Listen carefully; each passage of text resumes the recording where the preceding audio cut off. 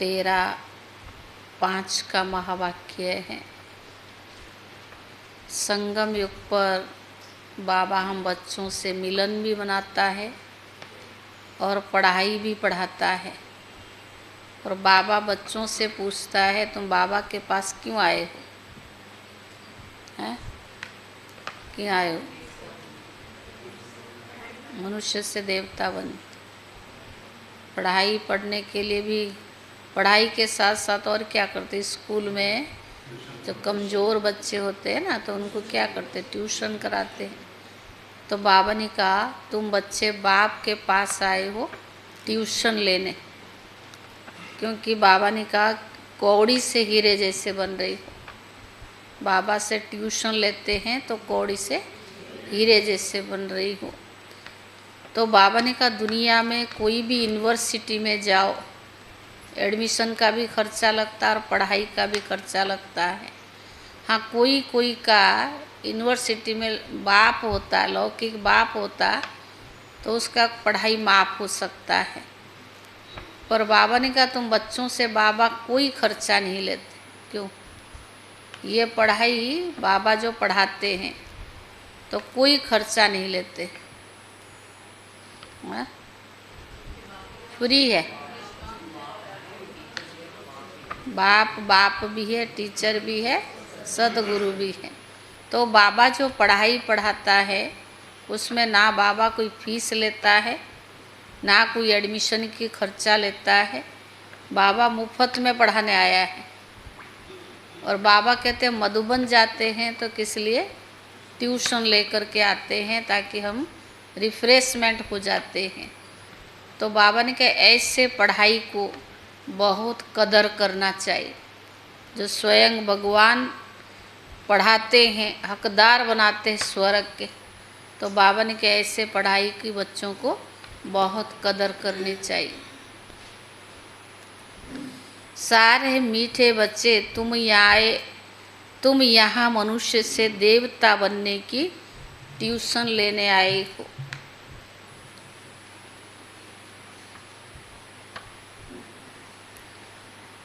मीठे बच्चे तुम यहाँ मनुष्य से देवता बनने की ट्यूशन लेने आए हो, कौड़ी से हीरा बन रही हो। प्रश्न है तुम बच्चों को इस पढ़ाई में कोई भी खर्चा नहीं लगता, क्यों? तुम बच्चों को इस पढ़ाई में कोई भी खर्चा नहीं लगता, क्यों? उत्तर है क्योंकि तुम्हारा बाप ही टीचर है। बाप बच्चों से खर्चा यानी फीस कैसे लेंगे?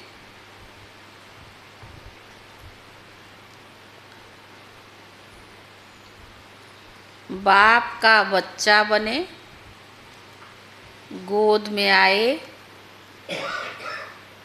तो वर्षे के हकदार बने। बाप का बच्चा बने, गोद में आए तो वर्षे का हकदार बने। तुम बच्चे बिना खर्च कौड़ी से हीरे जैसा देवता बनते हो। तुम बच्चे बिना खर्च कौड़ी से हीरे जैसा देवता बनते हो। भक्ति में तीर्थ करेंगे, दान पुण्य करेंगे तो खर्चा ही खर्चा है। भक्ति में तीर्थ करने जाके फ्री में थोड़े जाते हैं। दान पुण्य करेंगे तो खर्चा ही खर्चा। यहाँ तो बाप बच्चों को राजा ही देते हैं, पर सारा वर्षा मुफ्त में दे देते। यहाँ तो बाप बच्चों को राजा ही देते हैं, सारा वर्षा मुफ्त में दे देते हैं। पावन बनो और वर्षा लो। कंडीशन क्या रखा? पावन बनो और वर्षा लो। ओम शांति। बच्चे समझते हैं हम स्टूडेंट हैं। बाप के स्टूडेंट क्या पढ़ रही हो? हम बाबा के स्टूडेंट है, क्या पढ़ रहे?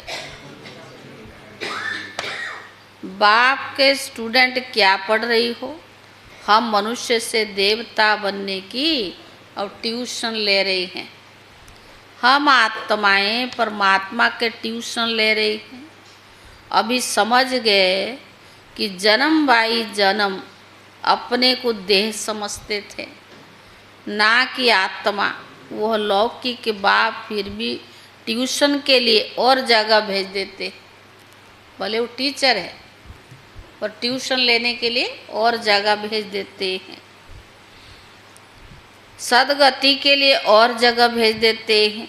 बाप बूढ़ा हुआ फिर उनको वानप्रस्थ में ले जाने की दिल होती है, परंतु वानप्रस्थ का अर्थ कोई नहीं जानता।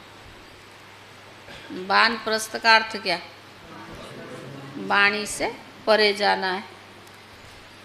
वाणी से परे हम कैसे जा सकते हैं?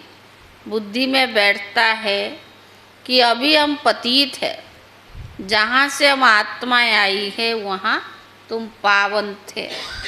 यहाँ आकर पाठ बजाते बजाते पतित बन जाते हो।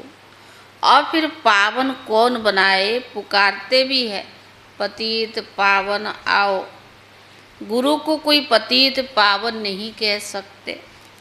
गुरु करते हैं फिर भी एक में पूरा निश्चय बैठता नहीं है, तो इसलिए जांच करते हैं ऐसा कोई गुरु मिले जो हमको अपने घर अथवा वानप्रस्थ में पहुँचाए। ऐसा कोई गुरु मिले जो अपने घर यानी वानप्रस्थ अवस्था में पहुँचाए। उसके लिए बहुत युक्तियाँ रचते हैं। जहाँ सुना फलाने की बहुत महिमा है वहाँ जाएंगे। भक्ति में तो अनुभव ही है ना सारे। एक ने कह दिया वहाँ प्राप्ति होती है, वहाँ ही दौड़ेंगे सारे। तो बाबा ने कहा इस झाड़ का सैपलिंग है, उनको तुम्हारे ज्ञान का तीर लग जाता है। बाबा ने कहा समझते, यह तो क्लियर बात है। बराबर तुम वानप्रस्थ अवस्था में जाते हो ना, कोई बड़ी बात नहीं है।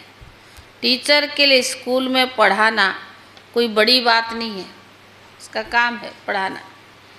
भक्तों को क्या चाहिए यह भी किसको पता नहीं है। अभी तुम बच्चे इस ड्रामा के चक्कर को अच्छी तरह से जान गए हो। तुम समझते हो बराबर बाप ने ही बरसा दिया था जो अब दे रही हैं। भक्तों को क्या चाहिए ये भी किसको पता नहीं है।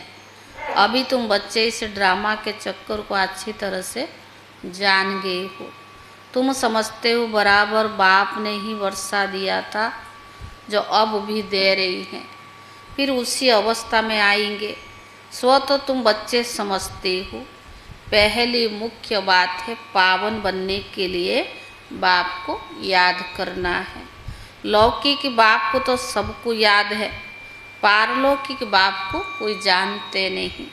अभी तुम समझते हो अपने को आत्मा समझ बाप को याद करना सहज से सहज भी है और डिफ़िकल्ट से डिफ़िकल्टी भी है।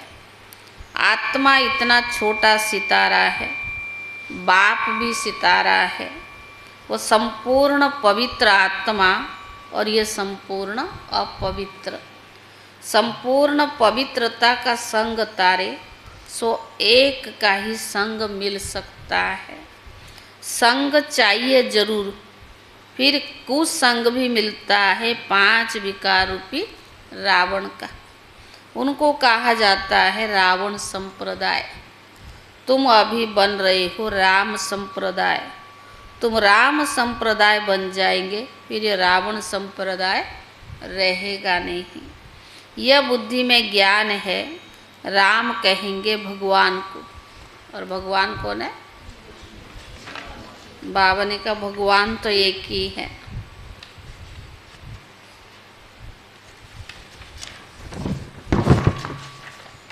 भगवान आकर राम राज्य स्थापन करते हैं, अर्थात सूर्यवंशी राज्य स्थापन करते। राम राज्य भी नहीं कहेंगे, परंतु समझाने में सहज होता है। सूर्यवंशी है, राम राज्य नहीं कहेंगे, राम राज्य से भी सूर्यवंशी ऊंचा है, पर समझाने में सहज होता है राम राज्य और रावण राज्य। वास्तव में है सूर्यवंशी राज्य। तुम्हारा एक छोटा पुस्तक है, हीरे जैसा जीवन कैसे बने, जगदीश भाई का लेखन लिखा छोटा सा किताब है, जैसे मन की शांति, हीरे जैसा अमूल्य जीवन, छोटी छोटी किताब है। अब हीरे जैसा जीवन किसको कहा जाता है मनुष्य क्या जाने, सिवाय तुम्हारे लिखना चाहिए हीरे जैसा देवताई जीवन कैसे बने। देवता अक्षर एड होना चाहिए। तुम फील करते हो कि हम हीरे जैसा जीवन यहाँ बना रही हैं, सिवाय बाप के कोई भी मनुष्य बना न सके। किताब है अच्छा, उनमें भी अक्षर सिर्फ ऐड करो।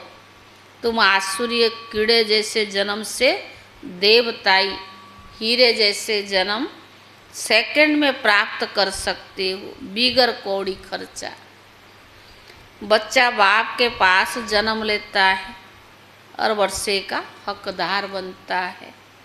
बच्चों को खर्चा लगता है क्या? हाँ, लगा खर्चा। गोद में आया और वर्षे का हकदार बना। खर्चा तो बाप करते हैं, ना कि बच्चा। अभी तुमने क्या खर्चा किया? बाप का बनने में कोई खर्चा लगता है क्या? नहीं ना। जैसे लौकिक बाप का बनने में खर्चा नहीं आता, वैसे पारलौकिक बाप का बनने में कोई खर्चा नहीं लगता है। यह तो बाप बैठ पढ़ाते हैं, पढ़ाकर तुमको देवता बनाते हैं। तुम कोई छोटे बच्चे तो नहीं हो, बड़े हो। बाप का बनने से बाप राय देते तुमको अपनी राजधानी स्थापन करनी है। इसमें पवित्र जरूर बनना है। खर्चा तो कुछ भी नहीं लगता। गंगा पर जाते हैं, तीर्थ पर स्नान करने जाते हैं, खर्चा करेंगे क्या? खर्चा तो करेंगे ना। तुमको बाप पर निश्चय हुआ, कोई खर्चा लगा क्या? हाँ, दुनिया को स्वर्ग बनाने के लिए सेवार्थ कुछ देते अलग है, बाकी दुनिया में जाओ कोई भी यूनिवर्सिटी में खर्चा लगता नहीं। तो बाबा ने कहा तुम्हारे पास सेंटर पर आते हैं, तुम उनको कहते हो अब बेहद का बाप से वर्षा ले लो, बाप को याद करो। बाप है ना, बाप खुद कहते मेरे वर्षा तुमको चाहिए तो पति से पावन बनो। बाबा ने भी कंडीशन रखा है, तो तुम बाबा के पास आए हो, अगर वर्षा लेना है तो पावन बनो, तब पावन विश्व के मालिक बन सकेंगे। यह भी जानते हो बाबा वैकुंठ स्थापन करते हैं। समझदार बच्चे अच्छी रीति समझ सकते हैं। उस पढ़ाई में खर्चा कितना होता है, यहाँ खर्चा कुछ भी नहीं। आत्मा कहती है हम अविनाशी है, यह शरीर विनाश हो जाएगा, बाल बच्चे आदि सब विनाश हो जाएंगे। अच्छा, फिर इतने पैसे जो इकट्ठे किए वो क्या करेंगे? पूछ रहा बाबा। विनाश होगा निश्चित है, निश्चय है, होना है ना। ख्याल तो होगा ना। कोई साहूकार भी होंगे, समझो उनको कोई है नहीं, ज्ञान मिलता है तो समझते इस हालत में पैसा क्या करेंगे। पढ़ाई तो है सोर्स ऑफ इनकम। बाबा ने बताया है कि एक इब्राहिम लिंकन था, वो बहुत गरीब था, रात को जागकर पढ़ता था, पढ़कर फिर इतना होशियार हो गया जो प्रेसिडेंट बन गया। खर्चा लगता है क्या? कुछ भी नहीं। बहुत है जो गरीब होते हैं उनसे गवर्नमेंट पैसा नहीं लेते। आजकल तो गवर्नमेंट सिविल कास्ट वाले जो होते हैं ना, उनसे कोई पैसा नहीं लेते। हमारे रिलेशन में भी हम लोग ब्राह्मण है ना, पैसा नहीं था उनके पास, उन्होंने सिविल कास्ट लिखवा के आज एम्स में वो डायरेक्टर है। इसमें नहीं, आप हम अपना कास्ट नहीं लिखेंगे तो मिलेगा नहीं ना, उन्होंने अपने कास्ट सिविल कास्ट में लिखाया। हाँ, हमारा भाभी की जो भाई है ना, उन्होंने सिविल कास्ट में किया। आज जो open Indira Gandhi open university है उसमें वो डायरेक्टर है। पहले वो थे क्या है, उसमें एम्स में रहे, माना ऑल इंडिया जो है ना उसमें रहे, उसमें वो थे मेडिसिन प्रोफेसर। उनका प्रमोशन हुआ, वो ज़्यादातर से मेडिसिन का ही वो करते हैं, रिसर्च करते हैं। अमेरिका में कई बार उनको इनाम मिला है, रिसर्च करने जाते हैं। जैसे वो डॉक्टर गिलेरिया थे ना, ऐसे उनके साथ के थे वो। डॉक्टर गिलेरिया अभी वो हो गए ना, रिटायर्ड हो गए, पर उनका भी 1-2 साल है। अब इंदिरा गांधी ओपन यूनिवर्सिटी में वो डायरेक्टर है, लेकिन उन्होंने अपनी कास्ट सिविल कास्ट किया। तब दिल्ली में आके पढ़ाई किया, और पढ़ाई कुछ वहाँ किया था उड़ीसा में, फिर बाद में दिल्ली में उन्होंने अपनी ट्रेनिंग भी किया और जो भी बाकी थी किया, पर उन्होंने की कास्ट सिविल किया, तभी जाके उनको गवर्नमेंट से बहुत पैसा, माना सारी खर्चा गवर्नमेंट ने किया, क्योंकि सिविल कास्ट वालों को गवर्नमेंट मदद करती है। हाँ हाँ, वो देते, गवर्नमेंट देता है ना, क्योंकि पढ़ाई में होशियार बहुत थे, पढ़ना था उनको। तो बाबा ने कहा उनसे गवर्नमेंट पैसे नहीं लेते पढ़ने का, ऐसे बहुत पढ़ते हैं। तो गरीब बिगर फ्री प्रेसिडेंट बन गया, कितना बड़ा पद पा लिया। यह गवर्नमेंट कुछ खर्चा नहीं लेती है, पांडव गवर्नमेंट भी कोई खर्चा नहीं लेती है, समझती है दुनिया में सब गरीब है। भले कितने भी साहूकार करोड़ोंपति लखपति है, वो कहेंगे हम भी गरीब है, हम उनको साहूकार बनाते, भले धन कितना भी हो। तुम जानते हो बाकी थोड़े दिन के लिए यह सब मिट्टी में मिल जाएगा। तो गरीब ठहरे ना, सारा मदार पढ़ाई पर है। बाप बच्चों से पढ़ाई का क्या लेंगे, बाप तो विश्व का मालिक है। तो बच्चे जानते हो भविष्य में यह बनेंगे, मैं आया हूँ यह स्थापना करने। बेज में भी यही समझानी है, नई नई इन्वेंशन निकलती रहती है। शिव बाबा कहते हैं हमारा जो आत्मा है उनमें भी सारा पाठ नूंधा हुआ है। जो विकारी पतित बने हैं उनको बाप आकर पावन बनाते हैं। यह तो जानते हो 5000 वर्ष पहले बाप से विश्व की बादशाही ली थी। मुख्य बात बाबा कहते माँ में कम याद कर। बाबा का कहना क्या है, मुख्य बात माँ में कम याद कर। सन्मुख कहते हैं रथ मिल गया तो बाप भी आ गए। रथ तो जरूर एक फिक्स होगा ना, यह बना बनाया ड्रामा है, चेंज हो ही नहीं सकता। कहते जौहरी कैसे प्रजापिता ब्रह्मा बनेगा। समझते ये जौहरी था ना, जवाहरत एक होती है, इमिटेशन एक रियल, 3 चीज़ें होती है ना, एक जवाहरत होती है, एक इमिटेशन होता है और रियल होता है। इसमें भी रियल जवाहरत बाप देते हैं तो फिर क्या काम आएगी। जो बाबा ये ज्ञान रत्न देता है ना, ये रियल है, बाकी जो भी सारा है इमिटेशन है। तो बाबा ने कहा यह ज्ञान रत्न है, इनके सामने उस जवाहरत की कोई कीमत नहीं है। कोई कीमत अशोक भाई, जो आप रोज सोने का काम करते हो, कीमत है उसका, या बाबा जो देता उसकी कीमत है। हाँ, जब ये रत्न मिले तो समझा ये जवाहरत का धंधा तो कोई काम का नहीं है। ये अविनाशी ज्ञान रत्न 1-1 लाखों रुपया का है।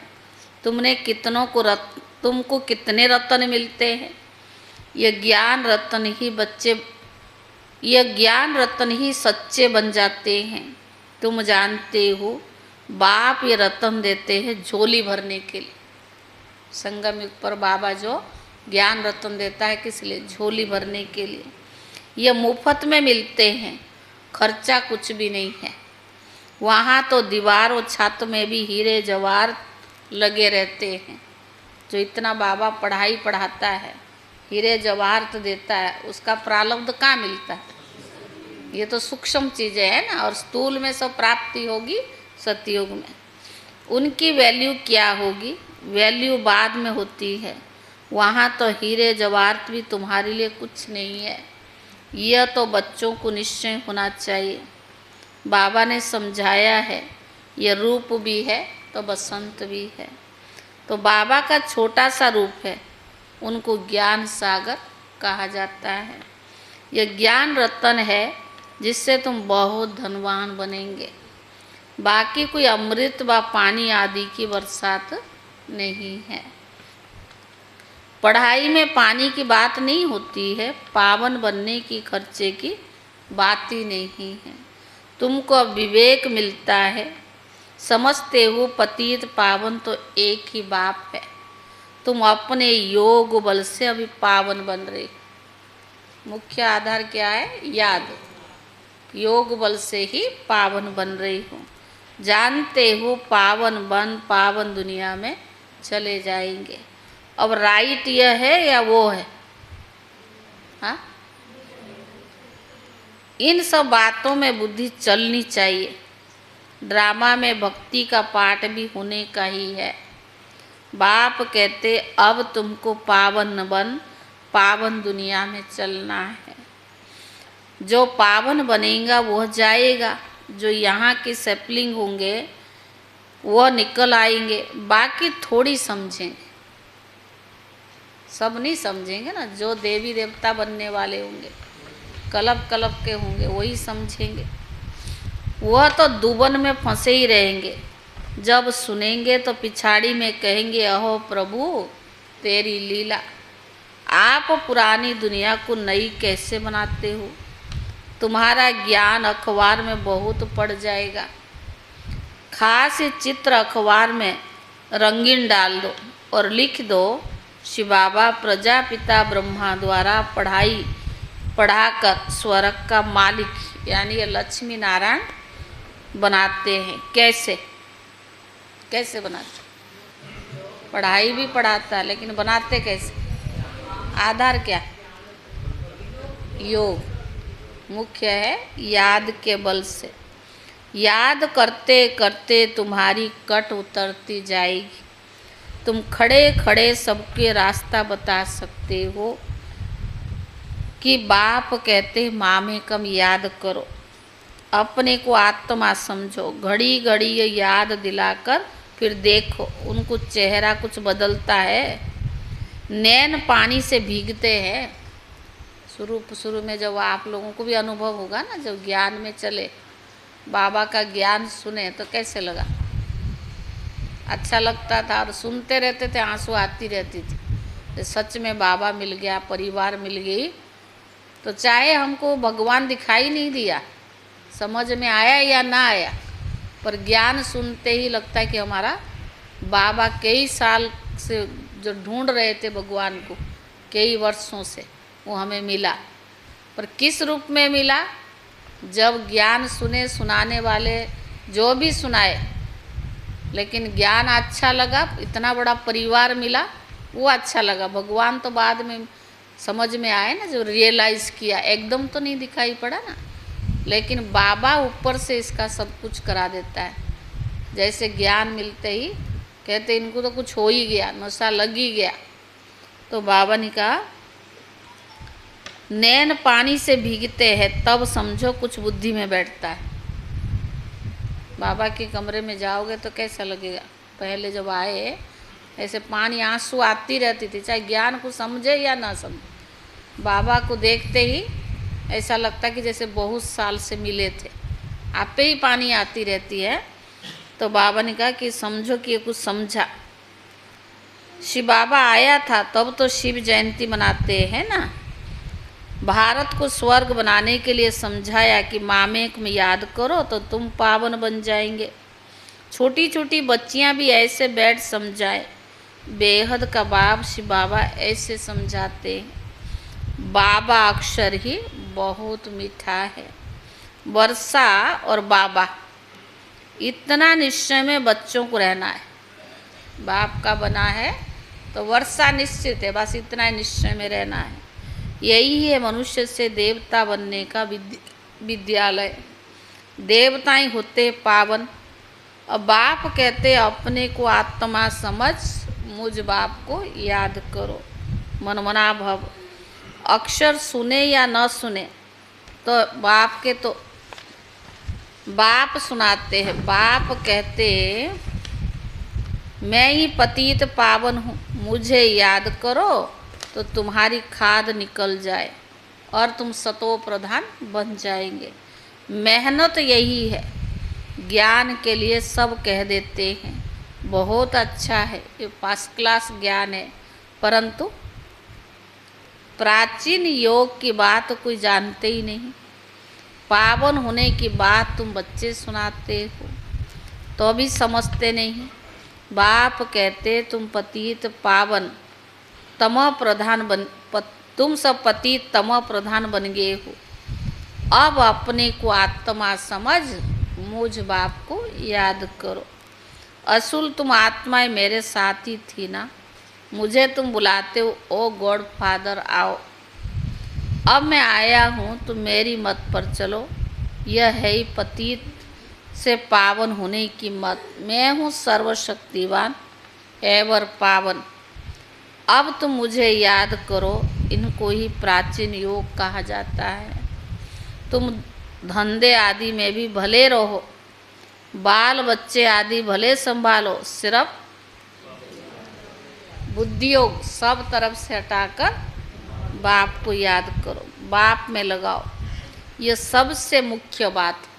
करो सब कुछ लेकिन बुद्धि हटाकर बाप में लगाओ। यह न समझा तो गोया कुछ भी नहीं समझा। ज्ञान के लिए कहते बहुत अच्छा ज्ञान देते हो, पवित्रता भी अच्छी है, परंतु हम पवित्र कैसे बने हमेशा के लिए बात समझते नहीं। देवताएं हमेशा पवित्र थे ना, वो कैसे बने ये बात पहले पहले समझानी है। बाप कहते मुझे याद करो। याद से ही तो पाप मिट जाएंगे और तुम देवता बन जाएंगे। अच्छा मीठे मीठे सिखी ले दे बच्चों प्रति माता पिता बाप दादा का याद प्यार और गुड मॉर्निंग। रूहानी बाप की रूहानी बच्चों को नमस्ते। और रूहानी बच्चों की तरफ से रूहानी बाप दादा को याद प्यार और नमस्ते नमस्ते। धारणा के लिए मुख्य स्वयं को पहला है, स्वयं को गरीब से साहूकार बनाने के लिए बाप से अविनाशी ज्ञान रत्न लेनी है। स्वयं को गरीब से साहूकार बनाने के लिए बाप से अविनाशी ज्ञान रत्न लेनी है। यह एक एक रत्न लाखों रुपयों का है। ये एक एक रत्न लाखों रुपयों का है।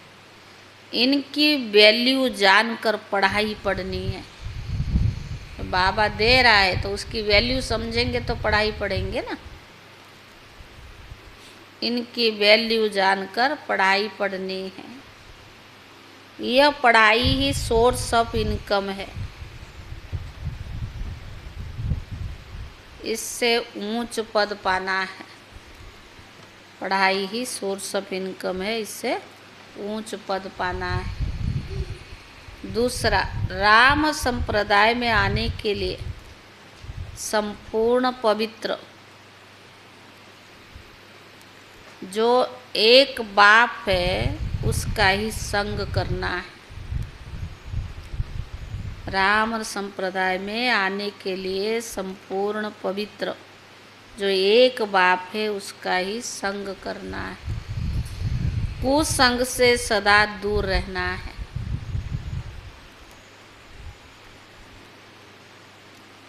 सबसे बुद्धियोग हटाकर एक बाप में लगाना है।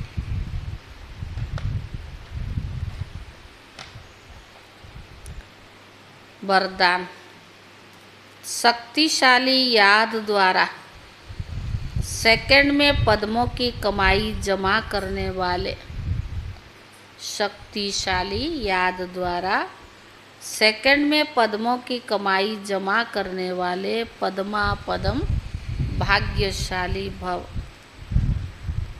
पद्मा पदम भाग्यशाली भव।